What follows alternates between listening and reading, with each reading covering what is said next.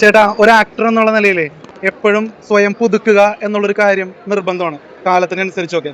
ചേട്ടൻ്റെ India rupee എന്നുള്ള cinema തൊട്ടാണ് ഞാൻ ചേട്ടൻ്റെ ആക്ടിങ് ശ്രദ്ധിക്കുന്നത്. ശരിക്കും ചേട്ടൻ ഇന്നേ വരെ കിട്ടിയതിൽ ഇപ്പോഴും ഞാൻ പറയുന്നു ഏറ്റവും മികച്ച വേഷങ്ങളിലൊന്നാണ് ആ ഇന്ത്യ റുപ്പിയിലെ വേഷം. കാരണം എത്ര ലെജൻസിന്റെ ഒപ്പമാണ് ചേട്ടൻ അഭിനയിച്ചത്. പ്രത്യേകിച്ച് തിലകൻ സാറിന്റെ ഒപ്പം ചേട്ടൻ ഒരു തുടക്കകാലത്ത് അഭിനയിക്കുക എന്നുള്ള നിസ്സാര കാര്യമല്ല. അപ്പോൾ ഈ ഒരു കാലഘട്ടത്തിലും ഞങ്ങൾ ചേട്ടനിൽ നിന്ന് നല്ല നല്ല വേഷങ്ങൾ പ്രതീക്ഷിക്കുന്നുണ്ട്. അപ്പോൾ ഒരു ആക്ടർ എന്നുള്ള നിലയിൽ ചേട്ടൻ എങ്ങനെയാണ് സ്വയം പുതുക്കാൻ ഉദ്ദേശിക്കുന്നത്? പുതുക്കലും നടക്കൂല. ലോകത്തെ ഏറ്റവും നല്ല ആക്ടേഴ്സ് എന്ന് പറയുന്നത് വ്യാജന്മാരാണ്. വ്യാജ ഡോക്ടർ, പോലീസാണെന്ന് അഭിനയിക്കുന്ന ആൾക്കാർ, അവരെ കണ്ടാൽ നമ്മൾ വിശ്വസിക്കാറില്ലേ? ശരിക്കും ആക്ടേഴ്സ് വ്യാജന്മാരാ, ഒറിജിനൽ അല്ലല്ലോ. ഞാൻ ഡോക്ടറായിട്ട് വരുന്നു, ഒരു ദിവസം പൈലറ്റായിട്ട് വന്നി. അപ്പോൾ അത് നമ്മുടെ എക്സ്പീരിയൻസ് ആണ്. അതായത് തിലകൻ ചേട്ടൻ പറഞ്ഞ പോലെ തന്നെ അനുഭവങ്ങളാണ് അഭിനയത്തിന് ഗുണം ചെയ്യണത്. അപ്പോൾ വ്യാജനാവാൻ ശ്രമിക്കുക. ചേട്ടൻ ഇനി ചെയ്യാൻ ആഗ്രഹിക്കുന്ന തരത്തിലുള്ള റോളുകളുണ്ടോ? കാരണം ചേട്ടൻ്റെ ഒരു പരിചയ സമ്പത്തിന്റെ ഒരു തലത്തിലൂടെ എത്തിയിരിക്കുകയാണ്. അപ്പോൾ ജഗതി ചേട്ടനും അതുപോലെ തിലകൻ സാറും നെടുമുടി വേണു സാറും ഒക്കെ ചെയ്ത പോലത്തെ ക്യാരക്ടേഴ്സ് ഒക്കെ ഇപ്പോൾ വരുന്നത് പോലുമില്ല. അത് ശരിക്കും ഡയറക്ടേഴ്സിന്റെയും റൈറ്റേഴ്സിന്റെയും ഒക്കെ ഒരു പ്രശ്നമാണോ, അതൊരു ആക്ടർ തെരഞ്ഞു പിടിക്കാത്തതാണോ?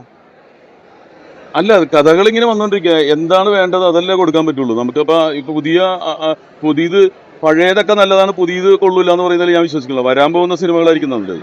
യറ്റുക്കം വരാനിരിക്കുന്നതേ ഉള്ളൂ. അപ്ഡേഷൻ എന്ന് പറഞ്ഞാൽ അതാണ്. നമ്മൾ എല്ലാം പഴയ ഓണമായിരുന്നു, പഴയ ക്രിസ്മസ് ആയിരുന്നു എന്ന് പറഞ്ഞിട്ട് കാര്യമില്ല. വരാനിരിക്കുന്നതായിരിക്കും ഏറ്റവും ബെസ്റ്റ്. ഇനി ചേട്ടന്റെ ഏറ്റവും നല്ല വേഷങ്ങൾ ഇനി വരാനിരിക്കുന്നതേ ഉള്ളൂ. വരാനിരിക്കുന്നുണ്ട്. അതില് ജയരാജ് സാറിന്റെ പെരുങ്കളിയാട്ടം എന്ന് പറയുന്ന സിനിമയിൽ ഞാൻ ഇതുവരെയായിട്ടും ചെയ്യാത്ത രീതിയിലുള്ള മലയനായിട്ട്. അപ്പൊ അതില് സുരേഷ് ഗോപി ചേട്ടന്റെ ഒപ്പം ത്രൂ ഔട്ട് ഒരു ക്യാരക്ടറാണ്. സുരേഷ് ചേട്ടനാണ്. സുരേഷ് ഗോപി സാറ് ജയരാജ് സാറായിട്ട് ഒന്നിക്കുന്നോ?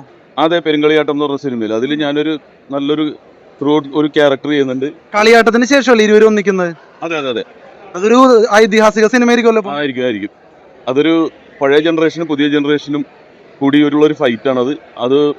അതുപോലെ തന്നെ ഓട്ടൻതുള്ളൽ എന്ന് പറഞ്ഞ പടമുണ്ട്. അതും ഇതുപോലെ തന്നെ അന്ധവിശ്വാസത്തിനെ ബേസ് ചെയ്തിട്ടാണ്. അത് ഉടനെ തന്നെ അടുത്ത മാസം അല്ലെങ്കിൽ ഏപ്രിലായിരിക്കും, ഫെബ്രുവരി മാർച്ച് ഏപ്രിലായിരിക്കും, വിഷുവിനായിരിക്കും എന്ന് വിശ്വസിക്കുന്നു. അതും ഒരു വലിയ പൊളിറ്റിക്സ് പറയുന്ന ഒരു കഥയാണ്. വിജയരാഘവനും വിഷ്ണു ഉണ്ണികൃഷ്ണനും ഞാനും ഷാജോൺ എല്ലാവരും ചേർന്നിട്ടുള്ള പടമാണ്. പൊളിറ്റിക്സിനെ കുറിച്ച് പറഞ്ഞപ്പോഴാണ് 2026 നിയമസഭാ തെരഞ്ഞെടുപ്പ് വരികയാണ്. അപ്പൊ 2 വട്ടം പിണറായി വിജയൻ സർക്കാരാണ് ഭരിച്ചത്. ചേട്ടന്റെ അഭിപ്രായത്തിൽ ഇനിയൊരു തുടർഭരണം ഉണ്ടാവോ? ചേട്ടനൊരു മാറ്റം ആഗ്രഹിക്കുന്നുണ്ടോ? ഈ സിനിമയുടെ ഇടയിൽ പെട്ടെന്ന് അങ്ങോട്ട് ചാടിപ്പോയത് പൊളിറ്റിക്സ്. അപ്പൊ നിനക്ക് ഇവിടെ നിർത്താൻ എന്നെ ഉദ്ദേശമില്ല, മുകളിലേക്ക് കയറണല്ലേ? നല്ല ആൾക്കാർ തിരഞ്ഞെടുക്കപ്പെടട്ടെ. വന്നിട്ടുള്ളവർ, നാട് നന്നാക്കിയിട്ടുള്ളവർ നേതാക്കന്മാരുണ്ട്, അവരുടെ പിൻഗാമികൾ വരട്ടെ, നാടിന് പുരോഗതി കൊടുക്കുന്നവർ വരട്ടെ. All the best. Thank you.